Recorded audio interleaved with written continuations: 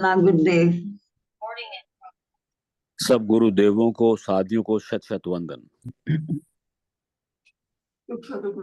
हाँ जी, कर दो। अब अपनी जीभ दिखाओ जरा। गुरुदेव काशने का प्रचकान करा दी।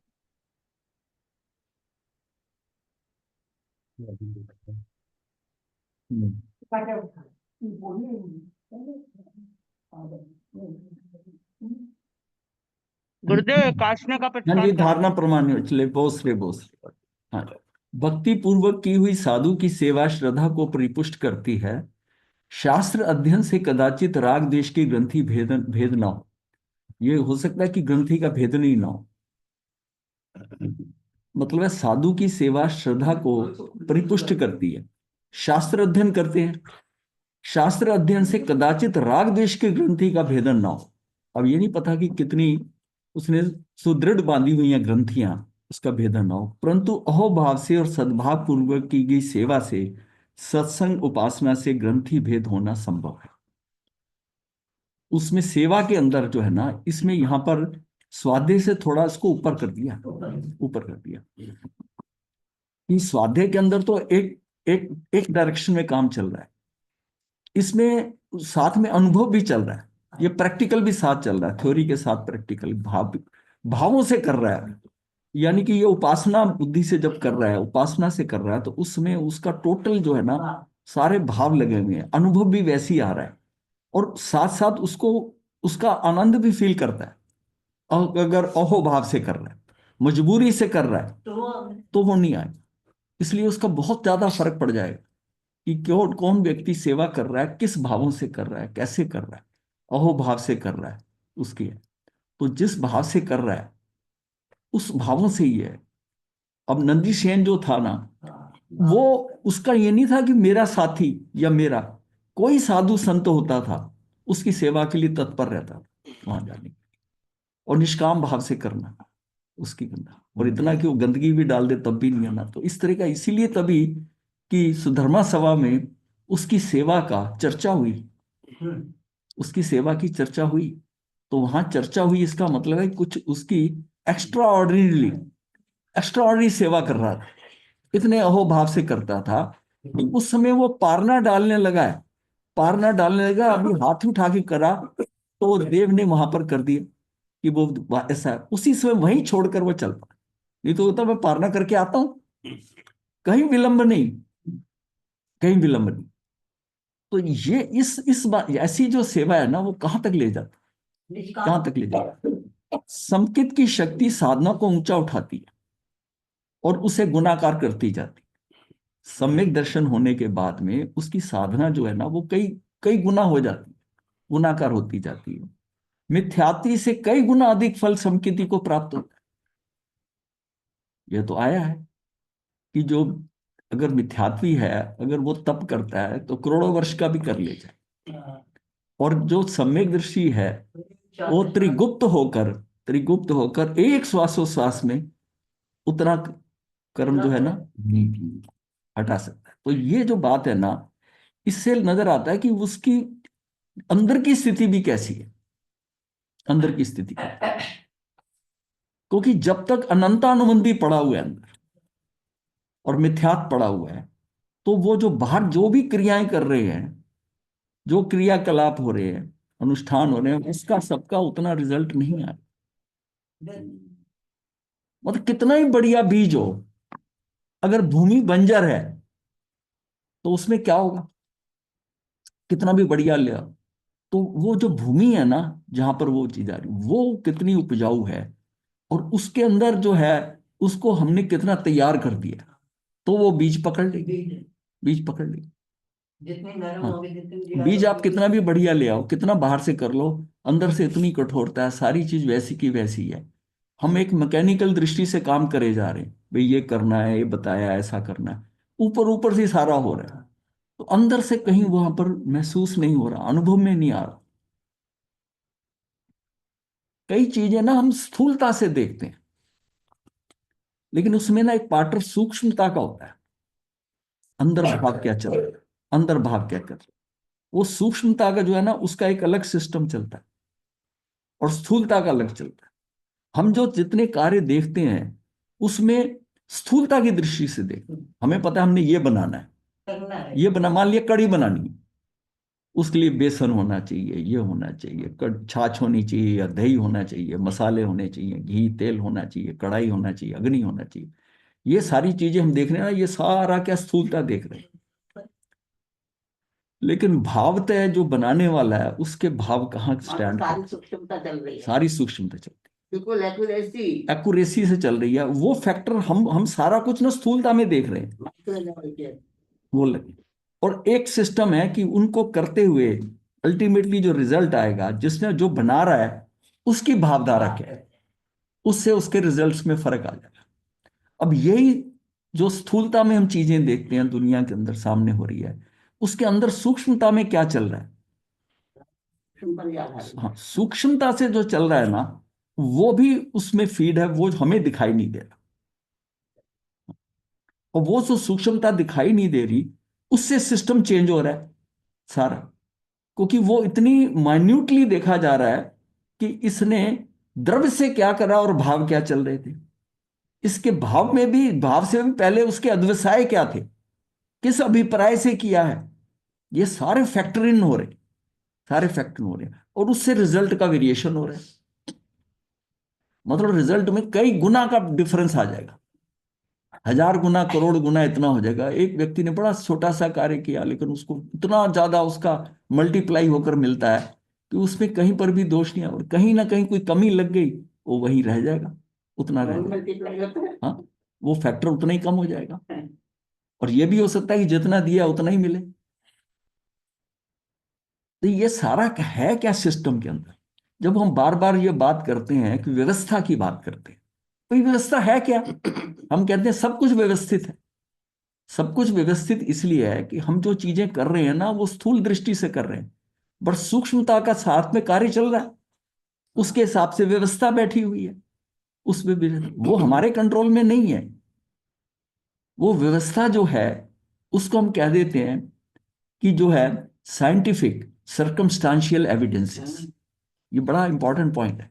साइंटिफिक सर्कमस्टांशियल एविडेंस मतलब है कि वैज्ञानिक संयोगिक पुरावे, मतलब ऐसे एविडेंस जो वैज्ञानिक ढंग से होता है, वो हमें नहीं, मतलब वो सिस्टम के अकॉर्डिंग हो रहा है। इसके बाहर के लोगों ने इसको ना कॉस्मिक इंटेलिजेंस कह दिया। कॉस्मिक इंटेलिजेंस की प्रकृति के अंदर कॉस्मिक ऐसी इंटेलिजेंस है, ये पड़ी है भाई, जैसा करोगे बुरे का बुरा होता है, अच्छे का अच्छा होता है, ये सारा उन्होंने एक शब्द दे दिया, कॉस्मिक इंटेलिजेंस। बहुत सुलभ। हाँ, कॉस्मिक इंटेलिजेंस कह दिया। लेकिन एक्चुअल कॉस्मिक इंटेलिजेंस तो उसी शब्द को कहा जिसको हम ये समझते हैं कि ये क्या है, कि ये साइंटिफिक सर्कमस्टांशियल जो है एविडेंसेस हैं। वो कैसे पता चलता है। इंद्रधनुष है, अब इंद्रधनुष कोई बनाता है, 7 रंग है, आज से करोड़ वर्ष पहले भी 7 रंग का इंद्रधनुष होता उसी है, ऑर्डर में थे। उसी ऑर्डर में रंग होता है, कोई बदलता है, बदलेगा ही नहीं बदलेगा। तो ये 7 रंग जिस तरह आ रहे हैं, जिसे वे गौर करके कहते हैं कि वहां से वायलेट से लेके और रेड तक जाता है, तो वो जो है ना, वो सिस्टम किसी ने करा नहीं है। उस सिस्टम के अंदर जो है, जैसे वो सूर्य इधर होता है, रोशनी होती है, और मतलब रिफ्लेक्शन पड़ता है। अब पानी की बूंदें थोड़ी होनी चाहिए। वायु में पानी की बूंदें जो है ना, मौसम के अंदर है, ऐसी वर्षा के बाद में नमी होनी चाहिए, और उसके ऊपर सूर्य की रोशनी पड़ेगी, तो इंद्रधनुष बनेगा। सारा कुछ होता है। अब ये कोई बनाने वाला है। मतलब इससे व्यवस्था को मैं बात करूं, जब हम बार बार कहते हैं ये व्यवस्था में पड़ा, व्यवस्था में पड़ा, तो ये समझे कि व्यवस्था है क्या। ये जिस व्यवस्था को हम कह रहे हैं कि व्यवस्था में पड़ा है, ये एक कॉस्मिक इंटेलिजेंस बाहर वाले लोगों ने कह दिया, और हमारे यहाँ इस चीज को ये ले लिया कि वो जो कॉस्मिक इंटेलिजेंस का मतलब है कि जो बुद्धि आपकी काम कर रही है ना, उसके ऊपर एक सुपर इंटेलिजेंस है, जो उसको और चीजें भी फैक्टर इन कर रही है कि ये ऐसा होता है, ये इस तरह होगा। व्यवस्था का फंडामेंटल ये व्यवस्थाएं हैं, व्यवस्थाएं कार्य करती हैं। आपने अभिग्रह कर लिया, आपने अभिग्रह बैठकर कोई लाउड स्पीकर पे कोई बोल के थोड़ी करा, आपने अभिग्रह करा, अभिग्रह कि ऐसे ऐसा ऐसा होगा तो मैं भोजन लूंगा। अब वो कौन कर रहा है फिर, किसने अरेंज करा सारा, तो यही है व्यवस्था। ये इस व्यवस्था ने आपकी उस भावधारा को लेकर सिस्टम ऑपरेट करना शुरू कर दिया, सिस्टम ऑपरेट करना शुरू कर दिया, और उसमें चीजें कैसे ऐसे आके फालिन हुई और आपका अभिग्रह फलित हुआ। जिन लोगों ने इतने टिपिकल डिफिकल्ट अभिग्रह किए वो भी फलित हुए, वो पूरे हुए। समय जरूर लगा लेकिन फलित हुए। पर उसका भाव जो था उस जीव का, वो करने वाला कौन था? पूरी यूनिवर्स में प्रसारित हो जाता है वो था ना, जिसके थ्रू वो एक बाहर कोई कॉस्मिक इंटेलिजेंस है ना, वो जो व्यवस्था कर रही है। ये वही है, ये वही इंटेलिजेंस है कि रोहिणी चोर को काटा कब चुभे, कहाँ चुभे, और महावीर क्या बोल रहे होंगे। ये किसी को कंट्रोल नहीं किया होगा, ये किसी ने कंट्रोल नहीं किया। ये व्यवस्था है। ये व्यवस्था अगर समझ में आ गई तो आप कितने सहज हो सकते हो। सहज होना जो है वो बस सहज हो गया तो जिंदगी बन गई। एक सहजता होती है, बाल सहज होता है, बालक है, वो अज्ञानता की सहजता है। उसको नहीं पता क्या हो रहा है, कैसा कौन कर रहा है। वो बालक है, वो आनंद में है। घर में कुछ भी हो जाए वो आराम से सोता है। क्यों? वो बाल सहज है। लेकिन हम कहते हैं कि सजग कौन सा? ज्ञान पूर्वक सजगता है। जो असली चीज है ना, वो ज्ञान पूर्वक सजगता है। नहीं पता, अज्ञानता के अंदर असजग रहता है अगर, तो उसका कोई बेनिफिट नहीं है। वो उसकी जो है ना, वो बाल ही है। बाल अज्ञानता ही यही है ना। उसको, उस बच्चे को क्या पता है कि इस काम का क्या रिजल्ट होगा, किसने करना है, कैसे करना है। वो तो अपना मस्त है। वो सहज है, वो भी सहज है, पर वो बाल सहजता है। और हमें एक सहजता को नहीं, ज्ञान पूर्वक सहजता कर, ज्ञान पूर्वक सहजता कर। ये चीजें हमने समझनी है। और तब गहराई से जब समझेंगे ना, तब ये व्यवस्था समझ आएगी कि द्रव्य क्षेत्र काल भाव भव से ये सारा जो परिवर्तन होता है, ये सारी चीजें होती हैं। कितने फैक्टर लेते, हम इतने फैक्टर लेके किसी चीज को थोड़ी करते, इतनी चीज। तो ये समझना है कि जैसे ये बताया है कि मिथ्यात्व से कई गुना समकिति जीव की, उसके अंदर क्या है कि उसकी भावधारा, उसने समकित को पा लिया। इसका मतलब है कि उसको ज्ञान प्राप्ति के साथ अनुभव का भी एक लेवल आ गया। अनुभव का लेवल आ गया, अनुभव का लेवल आ गया, तो उसको उतना ही उसका अंदर विश्वास बढ़ जाएगा। अनुभव, क्योंकि उसको पता चल गया कि जो भी मैंने किया था उसका रिजल्ट आ गया, रिजल्ट आ गया। तो सबसे पहले तो वहां से शुरू होता है ना, कि ज्ञान से जान। पहला स्टेप ही हमारा मोक्ष का क्या है? मोक्ष का स्टेप है कि अज्ञानता से ज्ञानता में आ, ज्ञानता से ज्ञान, अज्ञानता से ज्ञानता में आ गया तो पहले स्टेप पे आ गया। मतलब मैंने अज्ञानता को हटा दिया। अब मेरा काम क्या रह गया? अब मुझे कर्म हटाने हैं। और तीसरा स्टेप है, मुझे देह हटानी है। आत्मविश्वास से हाँ, बाकी संसार पर विश्वास कम होता है, ज्यादा होता है, क्या होता है? अगर सहज रहेगा हाँ, तो उसको सारी चीजों में की व्यवस्था में पड़ा हुआ है। हाँ, अगर उसमें कहीं ना कहीं विश्वास पे चोट पड़ती भी है आपके, उसको भी सहज एक इंसिडेंट ले लेता है। हाँ।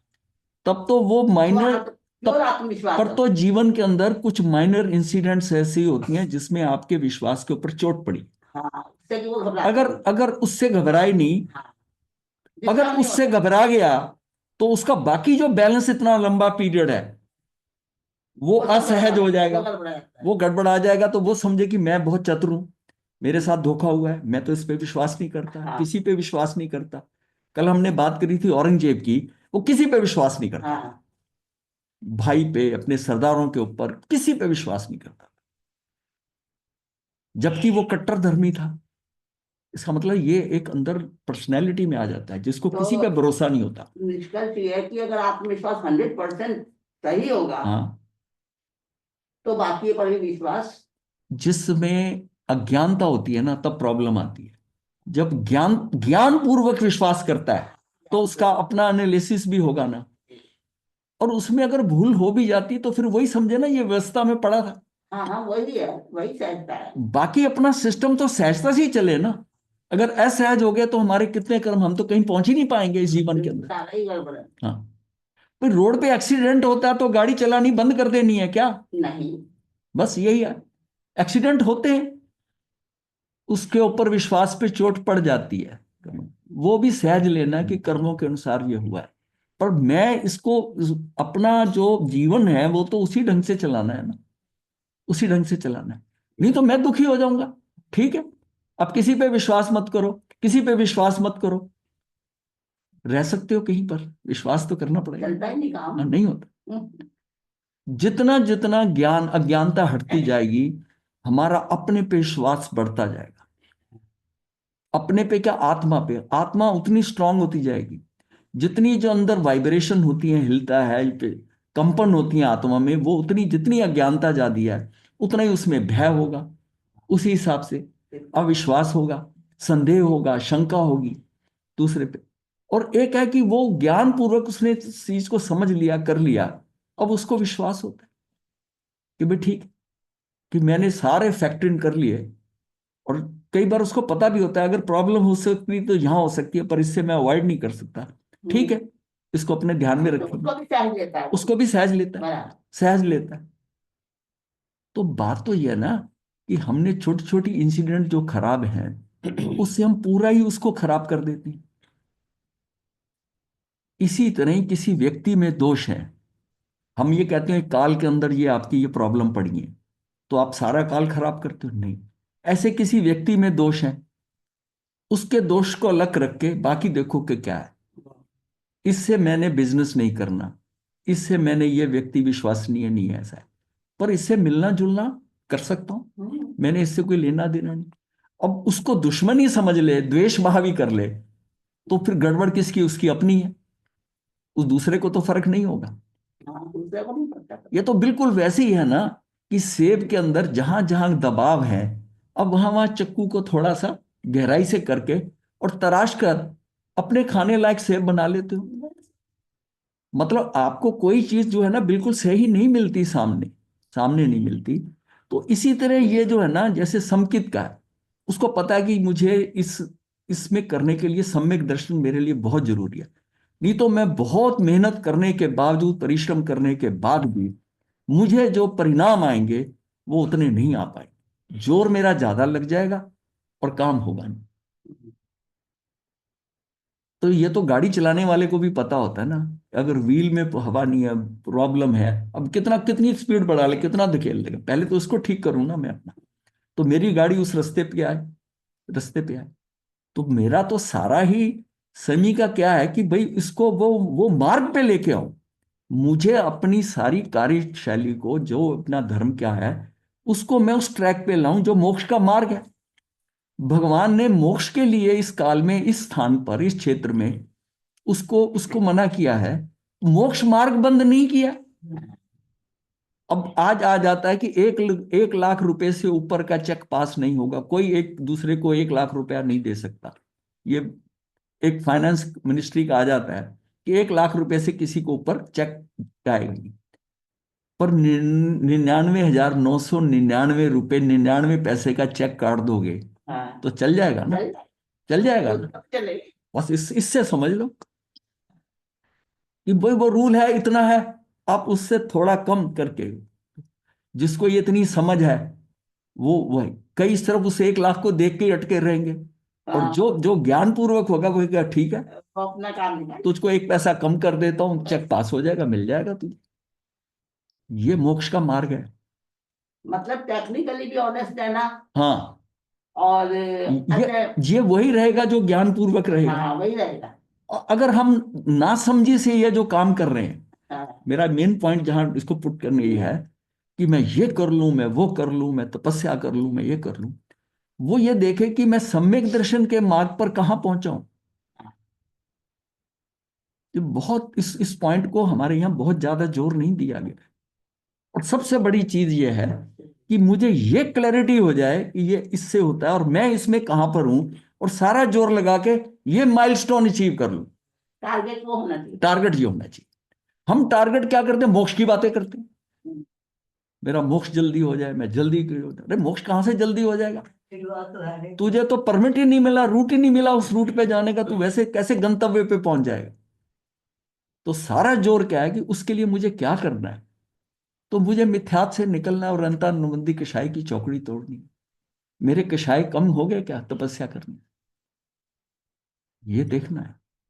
और रिजल्ट मुझको कहां नजर आएगा, ये सारा कुछ करते हुए आप अंदर बाहर से जो मर्जी कर रहे हो, जिस समय वो रिजल्ट आ जाएगा चौथे गुण स्थान का, तब आपको पता है कि I am on the track. ये सबसे बड़ा इसका माइलस्टोन है कि तू तेरा रास्ता ठीक है, तूने पकड़ लिया रास्ता और अब उस पर दौड़ेगा।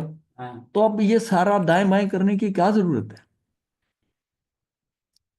ये सारा समझने पढ़ने के बाद में अल्टीमेटली रिजल्ट ये निकला कि ये भी करने की कोई ज्यादा जरूरत नहीं थी, छोड़ना है। ये भी जरूरत नहीं थी, पर यहां तक समझने के लिए पहुंचने के लिए ये सारा कुछ करना पड़ा। लेकिन यह कि सभी को तो नहीं करना चाहिए। अब जिन्होंने कर लिया उन्होंने बता दिया, तो बताना तो यही है कि भाई पहले तो ये क्लास पास करो, पहले तो ये क्लास पास करो, और इस पे जोर नहीं।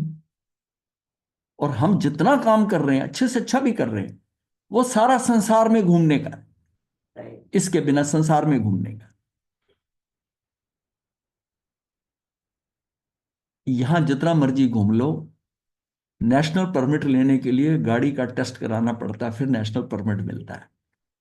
लोकली जितना मर्जी घूमते रहो, संसार के अंदर लोकल घूमने के लिए कोई मनाही नहीं है। अच्छे से अच्छा पुण्य करते रहो, अच्छी जिंदगी पाते रहो, खत्म होते रहो जन्म मरण के भव में, और इतना करते ही आए हैं, सभी ने किए हैं अनंत भव।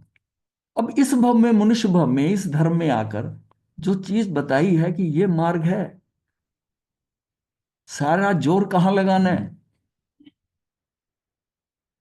यहां यहां पर आकर ना you can hit the nail, पर जो वो चोट होगी उसके हेड पे पड़नी चाहिए, उस नील। क्या करना है आपने, जहाँ पे you have to hit the nail, हाँ, बट नेल कहां पे हिट करनी है, उसके हेड पे करनी हाँ, जहाँ पे कमजोरी है। कमजोरी नहीं। नहीं, हेड है जहां चोट पड़नी चाहिए। हाँ, थोड़ी सी चोट टेढ़ी मार दी, कील टेढ़ी हो जाएगी, सीधी नहीं जाएगी। अब सब कुछ करते हुए भावधारा सही नहीं हुई, इसका मतलब टेढ़ी चोटें पड़ रही हैं, अंदर से कुछ और चल रहा है। उपवास करके भी पारना ध्यान में आ रहा है, वो कहां पहुंच रहा है, भावधारा क्या चल रही है, अध्यवसाय कैसी है हमारी। तो स्थूल को पकड़ रहे हैं ना, सूक्ष्म को सब छोड़िए। स्थूल पकड़ा जा रहा है, बस वही बात। स्थूल पकड़ा जा रहा है, व्यवहार पकड़ा जा रहा है। समझने के लिए, इस मार्ग को समझने के लिए 5 चीजें इंपॉर्टेंट बताएंगे: निमित्त उपादान, व्यवहार निश्चय, और क्रमबद्ध पर्याय। जी, जब तक ये 5 समझ में नहीं आती, आपको धर्म का जो असली मर्म है, सार है, वो पकड़ में नहीं आए, जितना मर्जी पढ़ लो, अगर ये समझ में नहीं आता। अब कितने लोग हैं, कितना ये जानते हैं कि निमित्त उपादान का ये जो है, ये क्या संबंध है, निमित्त नैमित्तिक संबंध से क्या हो रहा है, व्यवहार क्या है, निश्चय क्या है, यही क्लैरिटी नहीं है।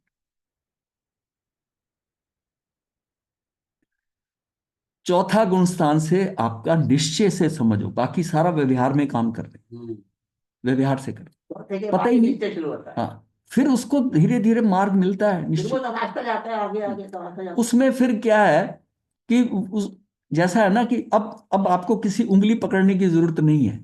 अब आपको लगता है कि मैं चल सकता हूं, मैं दौड़ सकता हूं। अपना आत्मविश्वास आ हाँ, जाता है। कोई चल के वहां पहुंच जाएगा, कोई दौड़ के पहुंच जाएगा, इतना ही फर्क होगा, पर मार्ग उसको पता चल गया।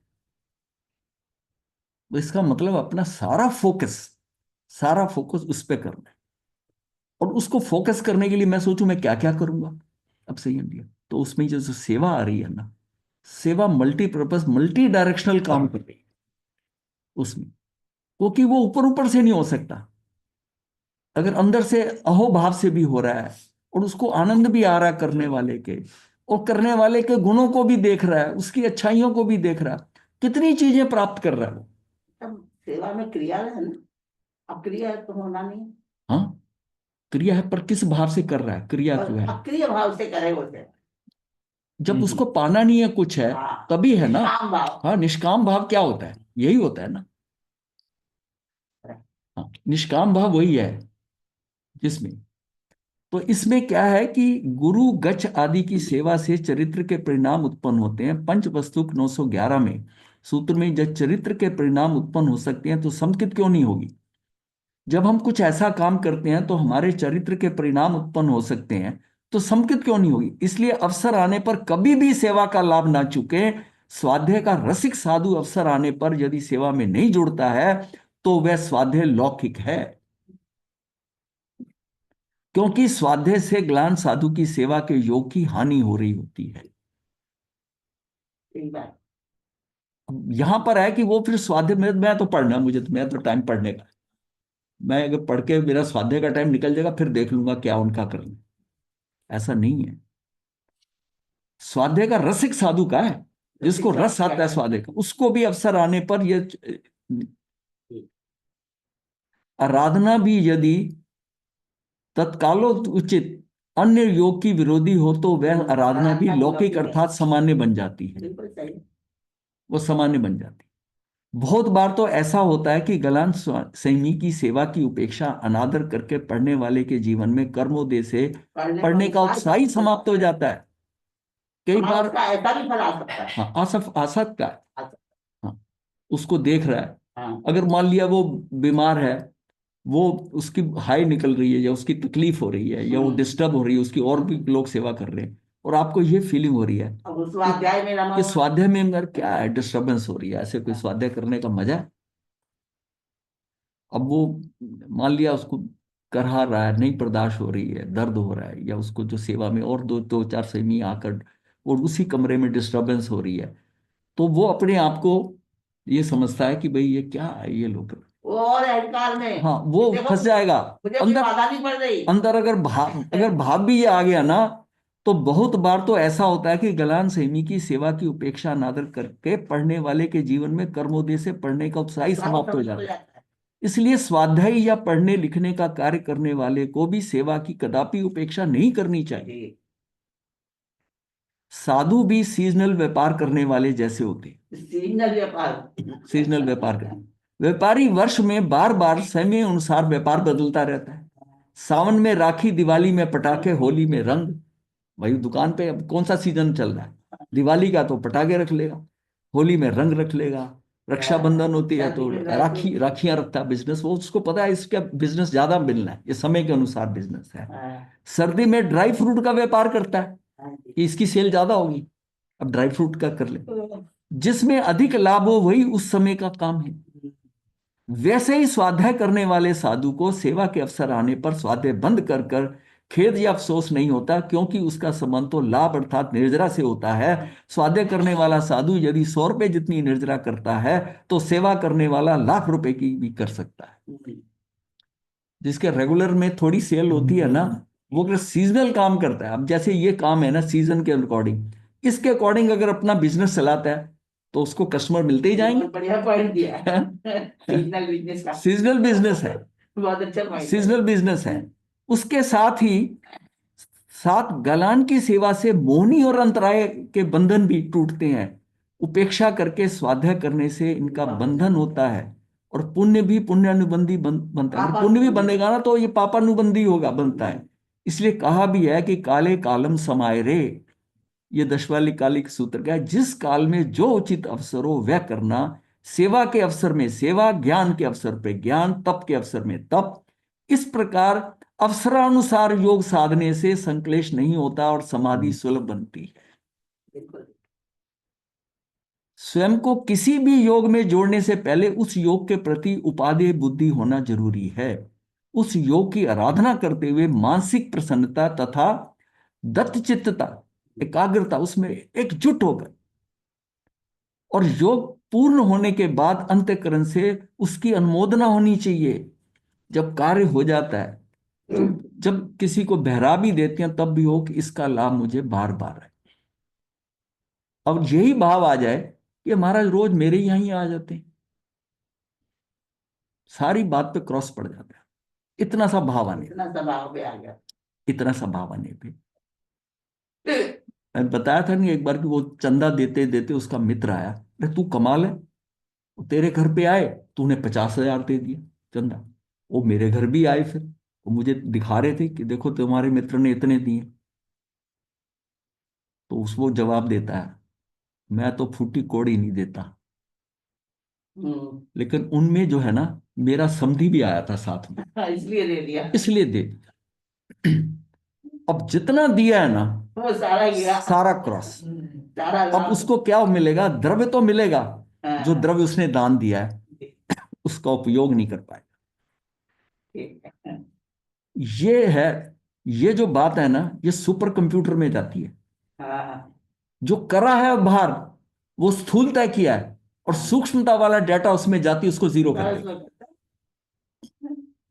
और किसी ने बहुत थोड़ा सा चीज दिया है, दान उसको दिया है, लेकिन भाव इतने उत्कृष्ट थे कि वो मल्टीप्लाई फैक्टर होके उसको पता नहीं क्या मिल जाए। उसको हो सकता है राजपाट मिल जाए, कैसे मिल जाए। तो इसके लिए एक वो आता है कि एक पनिहारिन थी, वो पानी भरकर दूर से लाई, तो 4-5 मील से पानी भर के लाई, तो आधे रास्ते में जब पहुंची तो अकाल पड़ा हुआ था।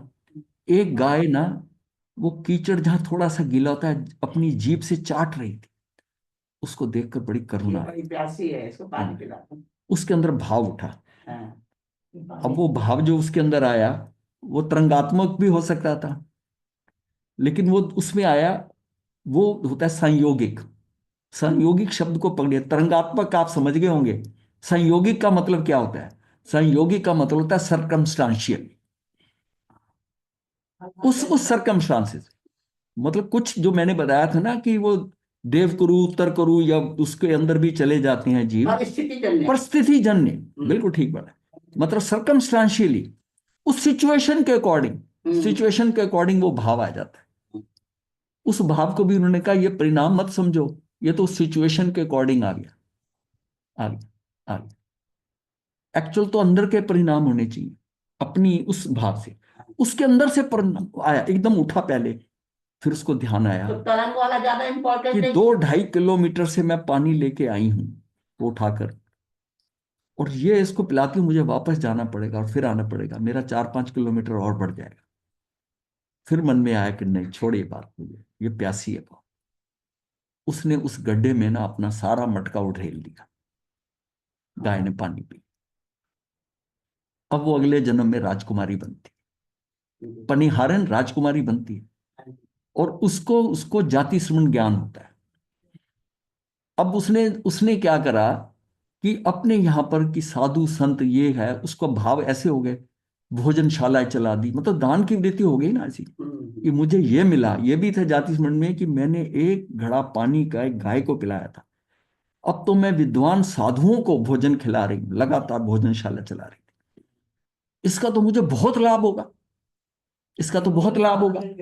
तो उसको जो है वो उसको उनको ना मतलब है उनको खाना खिलाती थी, आदर से लेके आती थी, और सबको पता था कि उस शहर के अंदर कि भाई जो साधु संत आते हैं उनको भोजनशाला के लिए वहां चले जाएं, तो उनको भोजन परोसा जाता है और चलती रहती है। और राजकुमारी खुद करती है काम। अब वो जो है ना, और जब खिलाने के बाद वो एक बोलना करती थी, उतने का इतना तो इतने का कितना, इतने का इतना तो इतने का कितना। अब ये हाँ, किस टॉपिक में आती है कहानी। हाँ, पढ़ी मैंने। ये उसे समझ नहीं आ रहा, किसी को समझ नहीं आता था क्या बोलती है वो, खाना खाते खाते पता नहीं क्या बोलती है। हाँ, लेकिन एक केवली से पूछा था एक इसका। हाँ, एक परिपक्व आ गए ऐसे पकड़ हुए, वो समझ गए। हाँ, तो उन्होंने कहा इतने का इतना ही, हाँ, इतने का इतना ही। इतने का इतना ही। हाँ, क्यों? इतने का इतना ही। वो बिना भाव के गाय को पिलाया, हाँ, और उसका परिणाम ध्यान में नहीं था। यहां परिणाम को लक्ष्य रखते हुए हम कर रहे हैं।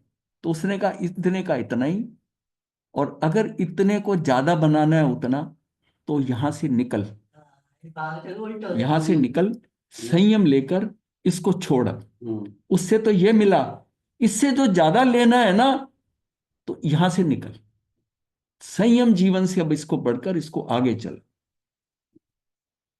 तो ये जो है ना, इतने का इतना, हाँ, इतने का इतना ही मिलेगा। नाम से करके उसका शीर्षक भी ऐसा ही था। ताकत में पड़ी पता थी। नहीं पड़ी, ये तो निकल आती है। इसमें स्वयं को किसी भी योग से जोड़ने से पहले उस योग के प्रति उपादेय बुद्धि होना जरूरी है। उस योग की आराधना करते मानसिक प्रसन्नता तथा दत्त चित्तता और योग पूर्ण होने के बाद अंतःकरण से उसकी अनुमोदना होनी चाहिए। सेवा धर्म के प्रति उपादेय बुद्धि होगी तो उपेक्षा के परिणाम कभी नहीं जगेंगे। हमारे वो परिणाम ही नहीं जगे हुए। हाँ, मैं प्रश्न रह गया कि तरंग वाला जो भाव आया उसके मन में, हाँ एक तो तरंग तरंग से भाव आया, और एक आया परिस्थिति जन्य। हम्म। तीसरा जो होता है ना, हम्म। परिणाम के अकॉर्डिंग, हाँ, परिणाम जो है वो जो तीसरा परिणाम। परिणाम के उसके अंदर से, वो परिणाम का मतलब आत्मा के स्तर पर हाँ, हो गया, अंदर से भाव उठा। हो गया मेरा। और सबसे इंपॉर्टेंट वही है, इसको मतलब जो संयोगी का, हम गाड़ी चलते चलते किसी गरीब आदमी को देखकर करुणा का भाव आता है। हाँ। अगर मैं मदद कर सकता हूँ, और इतने में लाइट ग्रीन हुई, आप चले गए, हम्म। थोड़ा सा भाव आया इसका मैं कर दूं, फिर कोई और करने को आगे बढ़ा, आप हट गए। ऐसी सेवा में भी आता है स्वामी के, ये नहीं कि किसी का भाव नहीं हो दूसरे की सेवा करने, इतने में कोई जो तत्पर रहता है वो उसकी सेवा करने लग जाता है, तो वो हट जाता है, चलो इसकी हो गई, इसने कर दी। हाँ, किसी काम को हाथ डालने लगा, किसी और ने आगे बढ़ के करा, तो अपने आप को पीछे कर लेता, पीछे कर लेता। तो वो तो ये कहते हैं कि अगर ये भाव है ना, तो तू इस मौके को छोड़ मत, क्योंकि ये बहुत कम मौके मिलते हैं, जी। बहुत कम मौके मिलते एक संयोगी बताया, एक आपने तरंग वाला बताया, हैं। हाँ जी, और तीसरा क्या वो बताया? परिणाम से, परिणाम स्वरूप गुण, परिणाम जन्य। हाँ, परिणाम। उल्लास, आपने क्लास बीच में मिस की है ना, इसलिए लगता है। उल्लास, और ये तो 2-3 बार रिपीट हुआ, उल्लास और आदर पूर्वक सेमी व्यावच योग में जुड़ेगा, उस समय स्वार्थ साधने का भाव ना होकर सेव्य को साता मिले, ऐसी वृत्ति होगी। योग पूर्ण होने के बाद अभिमान तथा पश्चाताप के भाव नहीं होंगे, आंतरिक आनंद एवं संतोष की प्राप्ति होगी, पुनः पुनः सेवा करने का योग मिले, ऐसी गहरी इच्छा हो, यह अनुमोदना करता रहेगा। ये सबसे इंपॉर्टेंट अनुमोदना का भाव होता है कि किसी कार्य को करते हुए काम निपटाने का नहीं है, ऐसा मौका मुझे फिर मिले। वो वही करेगा जो आत्मिक स्तर से कर रहा है, उसका भाव होगा कि मुझे मौका फिर मिले। ये जो मंदिर वाले कहते हैं ना, फिर लाभ दीजो जी, हाँ, मतलब वो तो हाँ। रूटीन में बना हुआ है ना बोलते उनका। हैं वैसे ही। हाँ, लाभ दीजियो। अब मतलब यहाँ दर्शन करने आए हैं, अब उसमें वो जो लाभ दीजियो कैसे लाभ दे देंगे हम? नहीं, जब नहीं, वो गोचरी बना हुआ का- रूटीन, रूटीन से उनको अंदर की फीलिंग नहीं है कुछ, वो याद बच्चे भी बोलते हैं। गोचरी के भी जाते हैं ना, तो ऐसे बोलते हैं। अब इसके नेक्स्ट आता है वात्सल्य भाव। वात्सल्य भाव, ये सारा जो था ना, ये तीसरा वाला, ये सम्यक दर्शन के ऊपर था, इसका जो है सेवा का भाव। अब इसमें जो नेक्स्ट भाव आ रहा है, अब सेवा के बाद में वात्सल्य भाव, ये जो ऊपर के 8 पॉइंट थे ना, इसमें हमने गुण परिणाम कर लिया, जो हाँ, और श्रद्धा कर ली, और इसका नेक्स्ट जो है ना वात्सल्य है। अब वात्सल्य भाव, ये सेवा के 8 हैं पॉइंट, 8 पॉइंट। ये तीसरा है। ये तीसरा है। भगवती आराधना ग्रंथ में सेवा का पहला फल गुणोपासना, दूसरा गुण श्रद्धा, और तीसरा फल वात्सल्य बताया।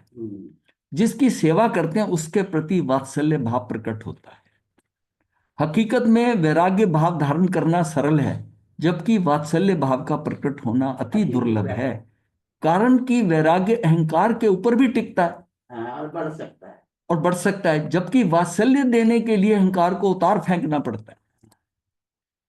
अब संयम का जो है ना, संयमी साधु ज्यादा होता है, संयम का, इतने लंबे संयम का वो अहंकार भी आता है। हमारा संयम इतना अच्छा है, ऐसा है, मतलब उस संयम का ही अहंकार होता है ना। नहीं, ज्यादातर डिस्कशन में आता है ना, श्रमण संघ वाले ढीले हैं, ये ढीले हैं, हमारा संयम बढ़िया है, ये बढ़िया है। वो ये इससे क्या लेना, ढीले ढीले का क्या मतलब है? ढीले से क्या मतलब है? वो ढीली तो वो भी थी, 216 पार्षद था, लेकिन वो सम्यकदर्शी थी। और चरित्र से यह बात समझ में नहीं आती कि साधु के चरित्र से साधु को ही फर्क पड़ता है, किसी को नहीं फर्क पड़ता। और साधु का भी अगर सम्यक दर्शन है तो चरित्र के कारण नहीं फर्क पड़ेगा। उसकी दृष्टि ठीक है, उसका ज्ञान ठीक है, उसकी पालना में गड़बड़ हो रही है। जैसे वो पाश्चात्य थी कि मुंह धोती रहती थी, हाथ धोती रहती थी, अपना सजती संवरती थी, बस वही हो रहा था ना, वो उनके चरित्र में था। सम्यक दर्शन में नहीं था दोष। सम्यक दर्शन में दोष नहीं था, सम्यक दर्शन में दोष। मरीचि ने बाना छोड़कर भगवे पहन लिए, छतरी लगा ली, खड़ाऊ पहन लिए, सब कर लिया, सम्यक दर्शन नहीं किया, क्योंकि दृष्टि ठीक थी। दृष्टि क्या ठीक थी कि असली धर्म तो ऋषभदेव भगवान का है, मैं अपनी कमजोरी के कारण उसको पालना नहीं कर सका जब तक ये रहा सम्यक दर्शन रहा। हम्म, जब उसने कहा मेरा धर्म हाँ। भी ठीक है कपिल, उसी समय मतलब दृष्टि बदली, अपना स्वार्थ आ गया बुढ़ापे का, कि ये उस कपिल को भी भेज दूंगी तो मेरा कौन करेगा, कि नहीं ये भी ठीक, बट ये कहा, यहां ही दृष्टि बदली, वहीं सम्यक दर्शन चला गया। चला गया। अब ये समझना है कि सम्यक दर्शन के अंदर मेरी दृष्टि ठीक रहे, हम्म, दृष्टि ठीक। मतलब आता है वर्णन कि सम्यकदर्शी जीव को कई बार अंडर प्रेशर कोई गलत काम भी करना पड़ता है, राज्य आज्ञा के कारण, तुझे तो ये करना ही करना पड़ेगा, तब भी सम्यक दर्शन नहीं जाता, नहीं हाँ, नहीं नहीं जाता। जाता। दृष्टि सही ना, है। 6 कारण बताए हैं ऐसे, हाँ, 6 कारण 6 कारण बताए हैं। सच बोल गया। राजा का, देव का। हाँ, किसी तरह कोई प्रेशर से, किसी तरह फंस कर, किसी तरह उसको मतलब अंदर से वो करना नहीं चाहता, आजीविका का। हाँ, उससे अलग करवा लेखा। दिया जाए, करवा दिया जाए, तो ये भाव आता है ना। जी। ये व्यक्ति क्या है, अब देखिए ना, वो पीठ के ऊपर थाली रख के खीर खाई गई, हम्म, और उस समय उसका भाव क्या बना। हाँ, कि अगर मैं दीक्षित होता, हाँ, राजा आज्ञा थोड़ी माननी पड़ती। मतलब सुब्रत मुनि कह रहे थे हम्म, कि भाई इसको 20वें तीर्थंकर कि भाई तू दीक्षित हो जा, हाँ, तो दीक्षित ने, अगर मैं दीक्षित हो गया होता तो आज ये घटना ना घटती। बस यहीं से फिर उनका परिवर्तन आ गया, और फिर उनके साथ उनके जो 1000 व्यापारी थे वो भी सब दीक्षित हो गए, और फिर वहां से सीधा पहुंचे शक्रेंद्र, चक्रेंद्र का पालन। शक्रेंद्र का पद। मतलब ये सिचुएशन में कैसे भाव है, अब देखो ये घटना तो कहानी है, पर उनके लिए कितनी लाभदायक सिद्ध हुई। हाँ जी।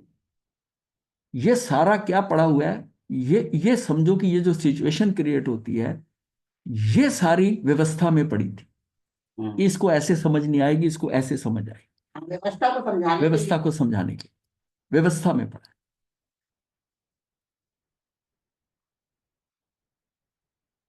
वात्सल्य स्वयं पर के लिए कल्याणकारी है, जब कोई सहारा देने वाला नहीं होता तब खालीपन का अनुभव होता है, और यदि सावधान ना रहे तो जीव विकृत मार्ग यानी उन मार्ग पर चला जाता है। ऐसे समय में वात्सल्य जीव की संयम में टिकाता है, जिससे कि वासना की बजाय उपासना की तरफ गति होती है। ये तो वात्सल्य है ना, उसको उसको कहाँ, उसको क्या, कितना बदलाव ले आता है वासना के कारण। और ये अगर उपासना करता है तो जीव का अलग दृष्टि हो जाती है उपासना से। वात्सल्य ही जीव को संयम में टिकाता है, ये वात्सल्य जीवन में टिकाता है, इसको मतलब तो कई बार एक- जब अकेला रह जाता है, अकेलापन, खालीपन, साधु के अंदर कई बुराइयां आ जाती, कभी अकेला साधु नहीं रहे, ये बात आती है। जी। तो उस समय क्या है, जब गुरु है, वात्सल्य भाव है, ऐसी ऐसी पोजीशन आई है कि सेमी साधु को वासना की दृष्टि से वो हिलने लग गया हाँ, उसके जीवन में, जी। उसकी युवावस्था में। तब उसके गुरु ने उसको संभाला, उसको उपवास कराया, व्रत कराया, ध्यान साधना कराई, क्योंकि उसमें उसने देख लिया कि ये टाइम ऐसा चल रहा है इसके साथ में, टाइम उसकी उसके खाने को थोड़ा सा उसने उसकी गोचरी को थोड़ा चेंज करा, दूध वगैरह विगे को कम करके, और वो फेज एक निकल गया, तो उसके बाद में कोई दिक्कत नहीं। जी, वो सेठ का, उनकी पुत्रवधू का भी आता है, विधवा हो गई थी वो भी आता है। हाँ, मतलब ये इसको समझना है अपने को, हाँ, कि ये जो खालीपन आता है ना, वात्सल्य जो है ना, वो खालीपन को भर देता है। वात्सल्य है। वात्सल्य गुरु का जो है ना, जब अकेला होता है बहादुर, तो गुरु पास बैठकर समीप उसको संभालता है। ये खालीपन का अनुभव जो होता है ना, ये खालीपन बहुत बुरा होता है, सबसे ज्यादा ये नर्क के अंदर दुख देता है। यहां पर हमारे क्या है, 20 चीजें हमारे अगेंस्ट हो जाए, पर 2 या 4 5 लोग ऐसे होते हैं जो हमें पता कि इस मुसीबत में भी मेरे साथ खड़े हैं। कितना बड़ा उनका सहयोग है मुझे, कि मेरी प्रॉब्लम पे ये खड़े हो जाएंगे। और नर्क के अंदर उसको पता है हाँ, कोई नहीं होता। कोई किसी का नहीं है, बल्कि वो मजा लेते हैं। जब उसको वो परमाधामी देव पीट रहे होते हैं, बाकी उसके जो वहां साथी थे वो हंसते हैं, वो मजा लेते हैं। वहां सबसे बड़ा ये माइनस पॉइंट ये होता है कि कोई आपको सांत्वना देने वाला भी नहीं। तो वात्सल्य और सांत्वना तो अलग अलग चीज हो गई। हाँ, तो जब वात्सल्य मिलता तो सांत्वना नहीं मिलती। सांत्वना हो तो वात्सल्य भी आएगा ना। जब वात्सल्य स्वयं पर का कल्याणकारी कैसा है, जो वात्सल्य दे रहा है उसके लिए भी कल्याणकारी है, और जिसको दे रहा है, उसको सहारा दे रहा है, उसके लिए भी कल्याणकारी है। हाँ, माता पिता के पास जब बच्चा रहता है तो उनके वात्सल्य के प्रभाव से वो हाँ। बिगड़ता नहीं है। हाँ जी, उसको अकेले को कहीं भेज दो, हाँ अब वो उनसे खालीपन हो गया ना। उस खालीपन के अंदर जो उसमें रिक्त स्थान को भरने आएगा, अगर वो गलत आदमी हुआ तो वो खराब हो जाएगा ना। वात्सल्य, वात्सल्य बहुत बड़ी चीज है, बहुत बड़ी चीज है।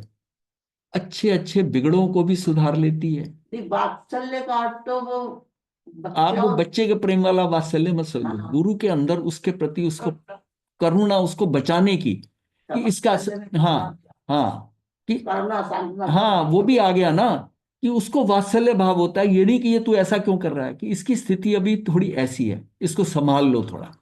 जो गुरु होता है वो क्या करता है, जब वो अप्स एंड डाउन आते हैं तो उसको संभाल लेता है, संभाल लेता है। और छोटी उम्र के अंदर ये संभालना पड़ता है गुरु को।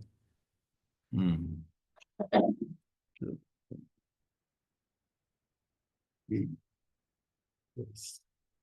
ज्ञान मिले ऐसी दूसरों की इच्छा हो तो ज्ञान दीजिए, अन्य को कराया गया स्वाध्याय स्वयं पर के लिए सहायता। मतलब ये भी बात रखी है कि उसको ज्ञान, किसी को ज्ञान मिले, जैसे दूसरे की इच्छा हो तो उसको ज्ञान भी दीजिए, सेवा के साथ में ज्ञान दीजिए। इसको आगे कल देखेंगे, फिर टाइम नहीं।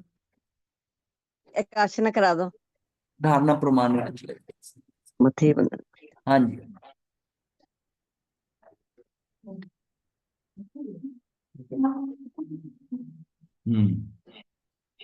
नमो अरिहंतानं, नमो सिद्धानं, नमो आयर्यनं, नमो वज्रायनं, नमो लोये सौ साहुणं। चतारि मंगलम अरिहंता मंगलम सिद्धा मंगलम साहु मंगलम केवली पनतो धम्मो मंगलम। चतारि लघुत्तमा अरिहंता लघुत्तमा सिद्धा लघुत्तमा साहु लघुत्तमा केवली पनतो धम्मो लघुत्तमा। चतारि शरणं पवज्जामि अरिहन्ते शरणं पवज्जामि सिद्धे शरणं पवज्जामि साहु शरणं पवज्जामि केवली पुनर्धम धम्मं शरणं पवज्जामि साहु शरणे सुपदं मंगल कने सदा हे मंगल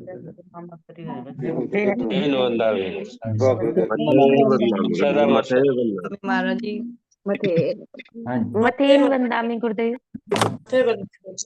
मथे वंदना गुरुदेव। ये तो मेंबर